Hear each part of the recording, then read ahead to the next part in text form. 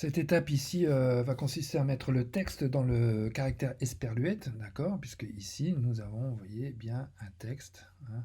La lettre est au mot, ce que le mot est à la phrase, et ce texte est répété. Donc bien sûr, vous avez deux possibilités, soit l'écrire à la main, soit ici, on va revenir dans notre Finder ou gestionnaire de fichiers. Voilà. Donc ici, vous avez votre document texte. Hop, on va l'ouvrir. Et on va récupérer voilà, la totalité du texte. En principe, il doit y en avoir suffisamment. Donc, hein, c'est simplement un copier-coller. Alors, ici, on est bien sur le bon calque. D'accord, je vais verrouiller le fond. Voilà, le fond est bien verrouillé. OK. Vous activez l'outil texte. Voilà. Et vous pouvez remarquer que vous avez le pointeur texte. Et quand vous venez sur votre zone, ici, alors je ne sais pas si on voit bien, il doit avoir des parenthèses. Alors je suis, voilà, je vérifie d'être, je sélectionne l'objet, voilà, ok. Bon.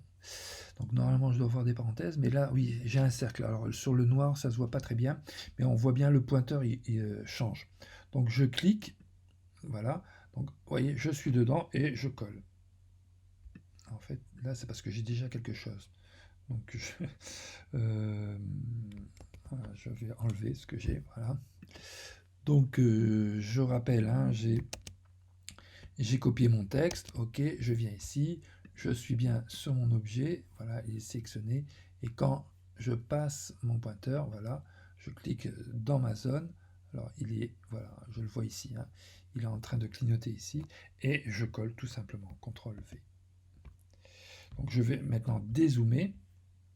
Voilà, vous voyez, en dézoomant, en fait, j'ai collé du texte noir sur du fond noir, donc on ne le voit pas. En dézoomant, je vois que j'ai du texte. Donc ici, vous voyez, je peux le sélectionner. Je fais CTRL A, je sélectionne tout. CTRL A ou commande A hein, pour les ou pomme A. Quoi. Donc ici, j'ai mon texte. Je vais modifier. Donc moi, comme je l'avais déjà fait, vous ne l'avez peut-être pas. Je mets du Times New Roman, hein, tout simplement, un Times classique. Et je vais mettre en taille 14. Voilà, taille 14. Je vais justifier mon texte.